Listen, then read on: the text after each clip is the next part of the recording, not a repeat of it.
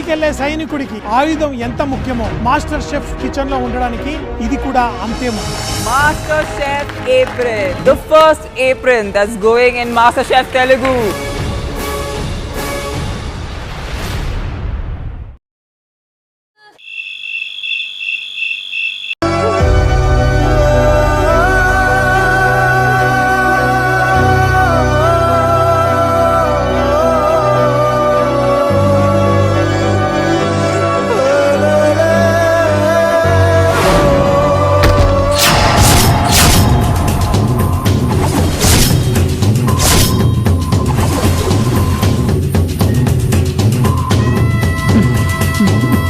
పిచ్చి పద్మావతి,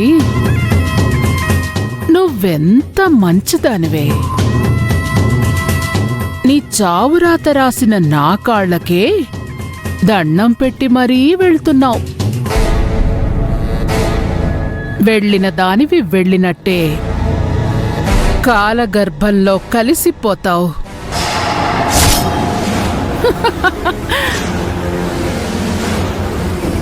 ఇక నీ తల్లి మల్లీశ్వరి చచ్చిన పాము. కూతురి మీద బెంగతో తను కూడా త్వరలోనే పోతుంది. ఇక మనకి ఏ అడ్డంకి లేదు.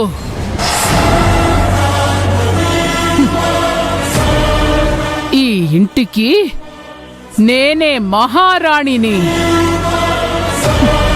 మకుటం లేని మహారాణిని.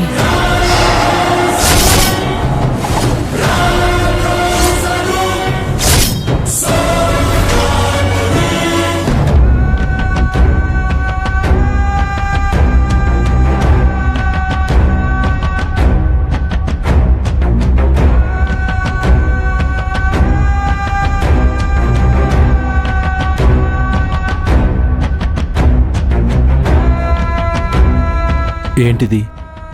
ఎప్పుడూ లేంది మనసంతా ఇంత అనీజీగా ఉంది. మనసంతా ఏదో గజిపిజిగా గందరగోళంగా ఉంది. ఏమైంటుంది?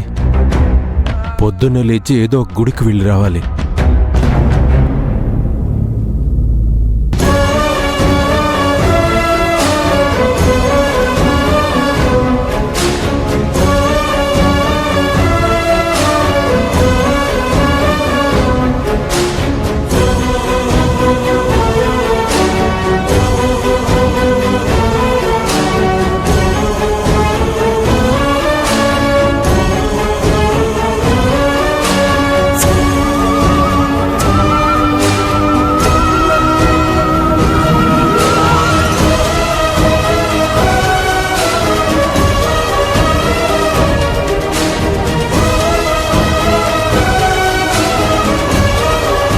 క్షమించండి మావయ్య, ఆఖరిసారిగా మీ పాదాలకి నమస్కరించలేకపోతున్నాను. నేను వెళ్ళిపోతున్నాను, నన్ను మన్నించండి.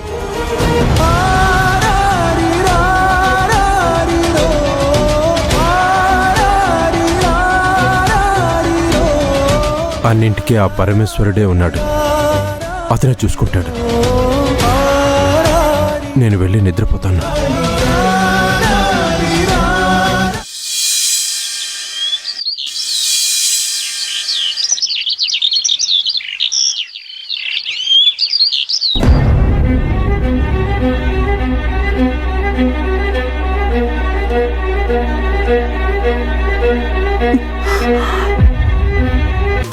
అపురూపమైన మా స్నేహ బంధం తోడి కోడళ్ల బంధంగా మారితే ఆ బంధం బలపడుతుందా, భారం అవుతుందా? కావ్యాంజలి, ఈ నెల 23 నుంచి ప్రారంభం. సోమవారం నుంచి శనివారం వరకు రాత్రి 9:30 ఏంటొదినా, ఎవరికోసం వెతుకుతున్నావు?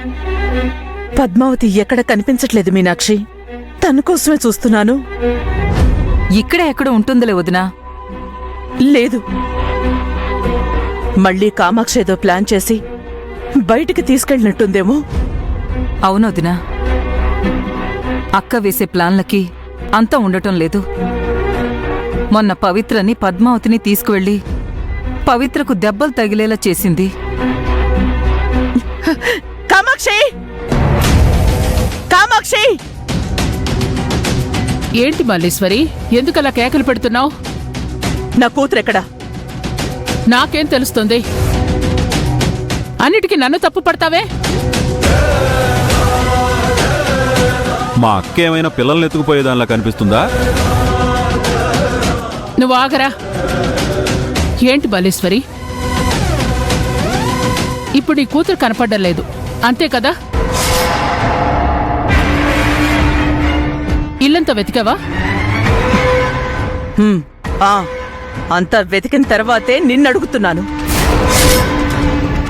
నా కూతురెక్కడా? మల్లీశ్వరి, ఏమైందమ్మా? ఈవిడ గారి కూతురు కనిపించలేదట, ఏం చేశావని నన్ను అడుగుతోంది.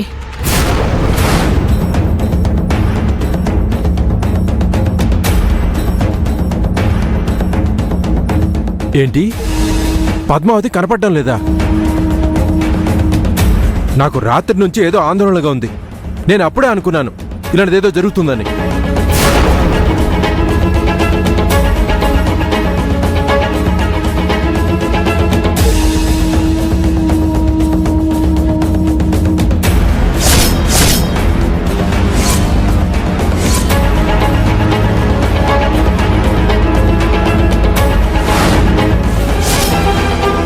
ఆ టేబుల్ మీద ఆ పేపర్ ఏంటి?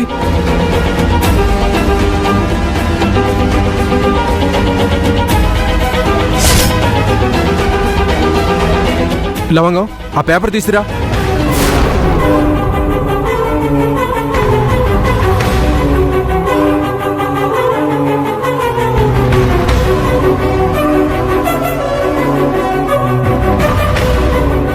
ఈ ఇంటి కోడల్ని కావడం నిజంగా నా అదృష్టం. ఇక్కడ అందరూ నన్ను ప్రేమించారు, అభిమానించారు.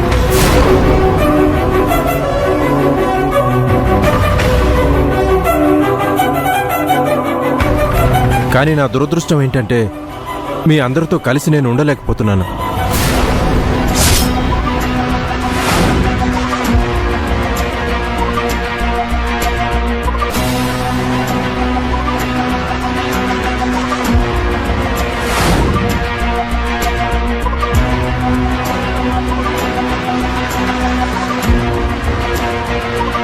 ఇక్కడి నుంచి శాశ్వతంగా వెళ్ళిపోతున్నాను.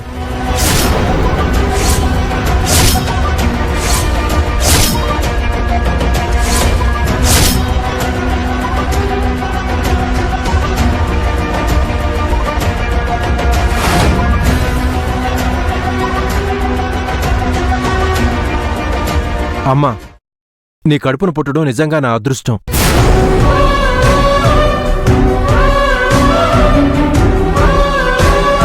కానీ నా దురదృష్టం ఏంటంటే నేను పుట్టగానే నీ పసుపు కుంకుమలను నేను తీసుకువెళ్ళిపోయాను.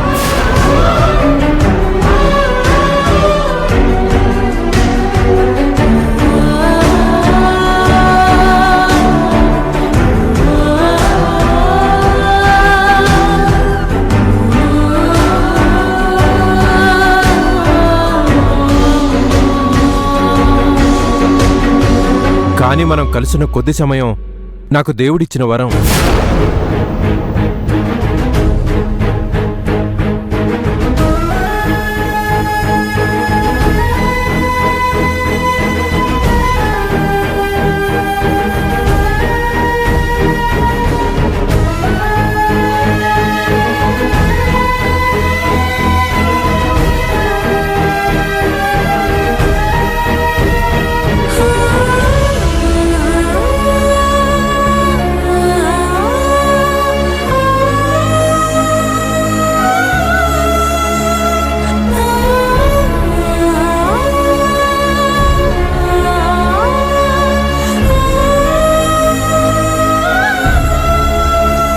నన్ను క్షమించండి.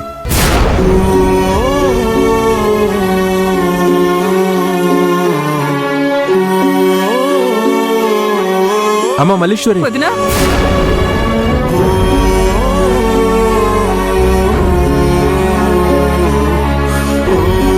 వదినా, వదినా, పద్మావతి ఇలాంటి పని చేసిందేంటి? వదినా, అసలు ఎక్కడికి వెళ్ళి ఉంటుంది? ఊరుకో వదినా.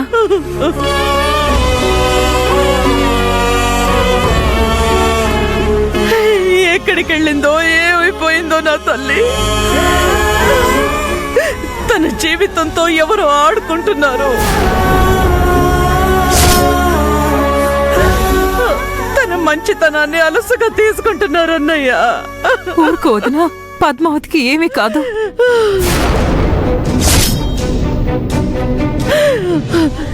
ఏమీ కాకపోవడం ఏంటి మీనాక్షి? ఖచ్చితంగా ఏదో అయ్యింది.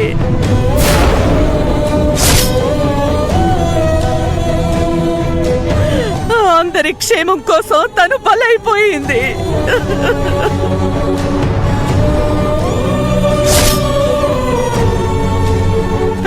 పద్మావతి. ఊరుకో వదినా. అత్తయ్య, మీ కూతురే అందరినీ బలి తీసుకుంటుంది గాని తనేమీ బలి కాదు.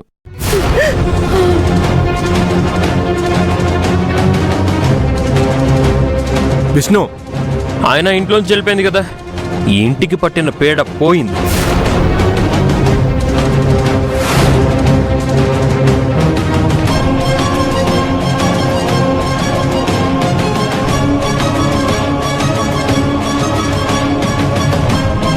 ఏంటి బావా మాటలు?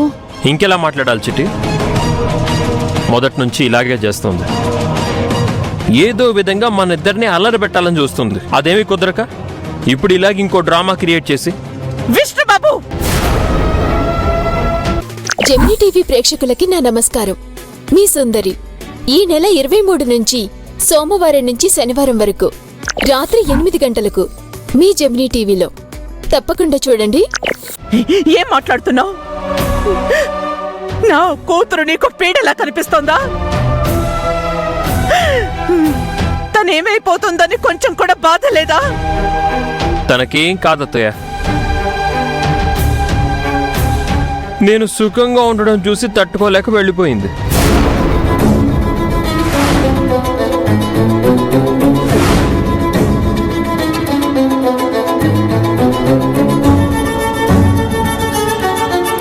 మీరేమంత టెన్షన్ పడక్కర్లా, తనే తిరిగి వచ్చేస్తుందిలే. నా కూతురు గురించి ఏం తెలుసని మాట్లాడుతున్నావు?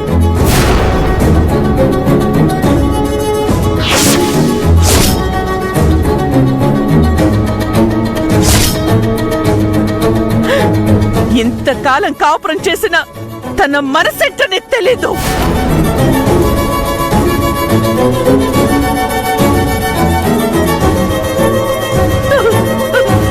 అది ఎప్పుడు నీ సుఖమే కోరుకుంది. నిన్ను కష్టపెట్టాలని ఏ రోజు అనుకోలేదు.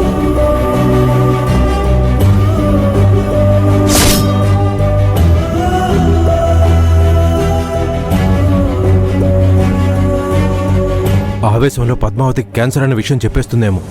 అదే కనుక జరిగితే విష్ణు అస్సలు తట్టుకోలేడు.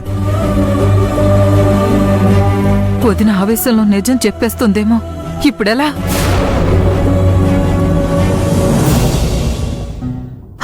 అసలు పద్మావతికి ఏం జరిగిందో తెలుసా? వదినా, పద్మావతి ఏంటో మనందరికీ తెలుసు. ఇప్పుడు తన గురించి మాట్లాడుకునేదేమీ లేదు. విష్ణు ఏదో ఆవేశంలో అంటున్నాడు. అవేవి మనసులో పెట్టుకోకు. అసలేంటి, ఏం జరిగిందో చెప్పండి. చెప్పండి. అవునమ్మా, వాడేదో ఫ్రస్ట్రేషన్లో అలా మాట్లాడుతున్నాడు. వదిలేయమ్మా.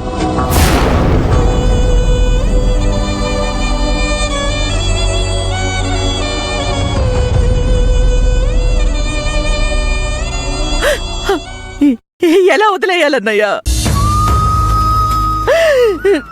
నా కూతురి ఇంటి కోసం చేసిన త్యాగాలు ఎవ్వరికీ పట్టడం లేదు.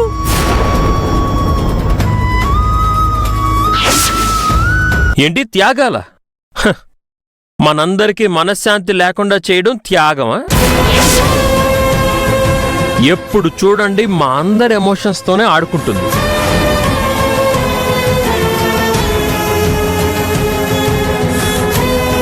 ఇప్పుడు కూడా మేమిద్దరం సుఖంగా ఉండడం చూడలేక ఇలా చేసింది. అసలు నీకేం తెలుసు నా కూతురు గురించి? ఏం తెలియాలి? మీ పెళ్లి ఎలాంటి పరిస్థితుల్లో చేసిందో తెలుసా?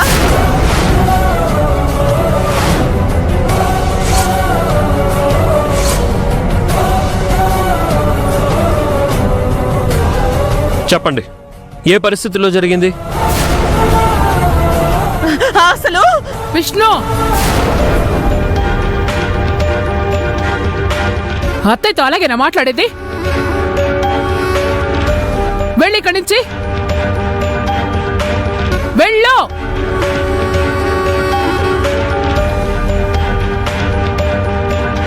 వదినా, నువ్వేం చేయబోయావో తెలుసా? నిజం తెలిస్తే విష్ణు ఎలా రియాక్ట్ అవుతాడో తెలుసా?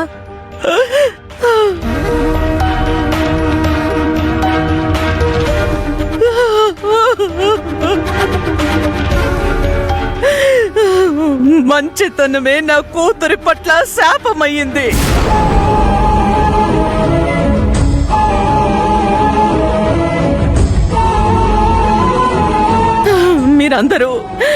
మీరందరూ విష్ణు కోసం, పవిత్ర కోసం ఆలోచిస్తున్నారు గాని నా కూతురి గురించి ఆలోచించటం లేదు.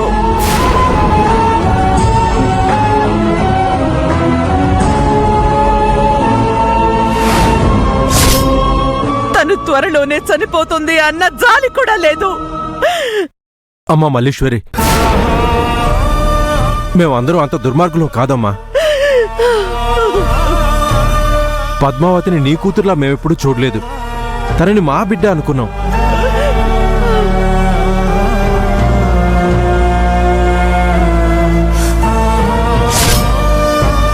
ఇలా జరిగినందుకు మేం బాధపడని క్షణమే లేదు. అవును వదినా, ఇప్పుడు మనం విష్ణుకి నిజం చెప్పేస్తే పద్మావతి పడ్డ శ్రమంతా బూడిదలో పోసిన పన్నీరవుతుంది. సరే మీనాక్షి, ఇప్పుడు నా కూతురు సంగతి ఏంటి?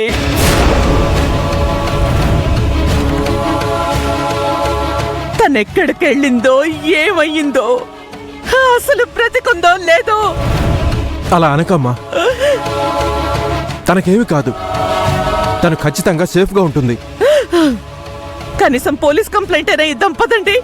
వద్దమ్మా, ఇప్పుడు పోలీస్ కంప్లైంట్ ఇస్తే అనవసరంగా మనం అల్లరవుతాం. మన కుటుంబ పరువు పోతుంది. ఈ పరిస్థితుల్లో కూడా కుటుంబ పరువేంటన్నయ్యా? ముందు అమ్మాయి క్షేమంగా తిరిగి రావాలి. మనమే వెతుకుదామమ్మా, తలో దిక్కు వెతుకుదాం. రండి.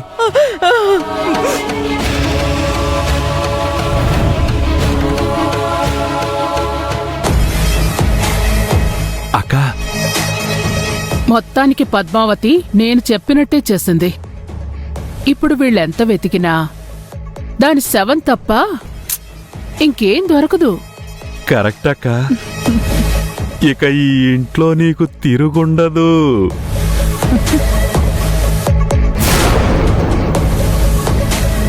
బావా, రేపే 14వ రోజు.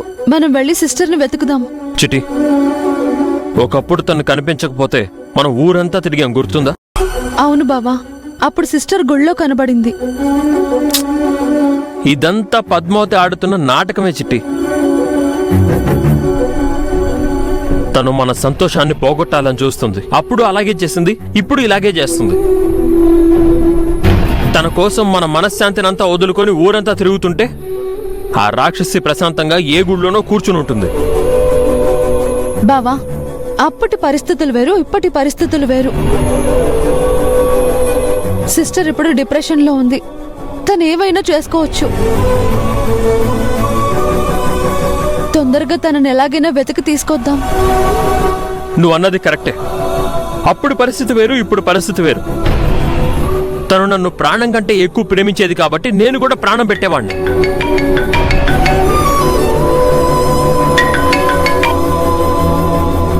ఇప్పుడు నన్ను పట్టించుకోవడం లేదు. నేనెందుకు తన్ని పట్టించుకోవాలి? ఇల్లు దాటి వెళ్ళిపోవడం తన సరదా అయితే ఇంటికి తీసుకురావడం నా బాధ్యత. సిస్టర్ ఇప్పటికీ నిన్ను ప్రేమిస్తుంది బావా, కానీ ఆ ప్రేమని ద్వేషంలో చూపిస్తుంది. అందుకే నీకు అర్థం కావడం లేదు. ఆమె ప్రేమనిచ్చిన దానికంటే నీ నుంచి ఆ ప్రేమని తీసుకున్నదే ఎక్కువ.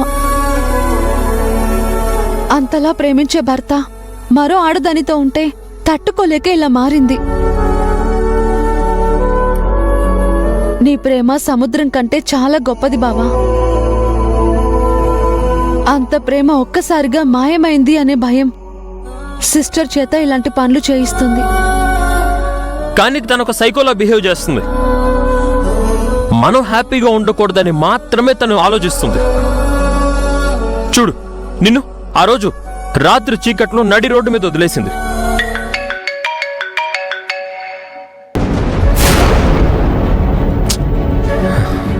ఈ రోజు తను కనబడకపోతే నువ్వెళ్ళి తనని వెతుకుదాం అంటున్నావు. నీ ఆలోచనకి తన ఆలోచనకి ఎంత తేడా ఉందో చూసావా? బావా, నీ ప్రేమని పొందలేక సిస్టర్ ఎంత బాధపడిందో నాకు తెలుస్తుంది. అందుకే ఇవన్నీ చేస్తుంది. ఇట్స్ జస్ట్ ఓవర్ పొసెసివ్నెస్ బావా. ఒకవేళ నీ అంచనా తప్పై తను ఏదైనా చేసుకుంటే మనిద్దరమే కారణమవుతాం. జీవితాంతం మనం సంతోషంగా ఉండగలమా? తను మన సంతోషాన్ని పోగొట్టడానికి ఎంతకైనా తెగిస్తుంది. సరే, తన కోసం కాకపోయినా నీకోసం వస్తానులే, పద.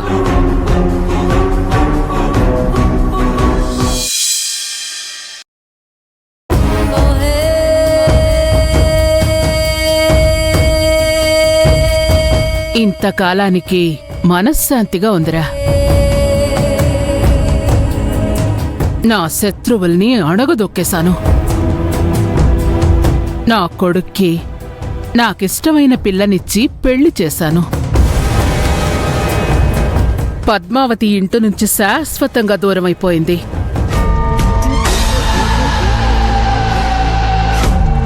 ఇక ఈ ఆస్తి మొత్తానికి నేనే ఏకైక వారసురాల్ని. ఇక ముందు మునుపట్ల చక్రం తిప్పేది నేనే.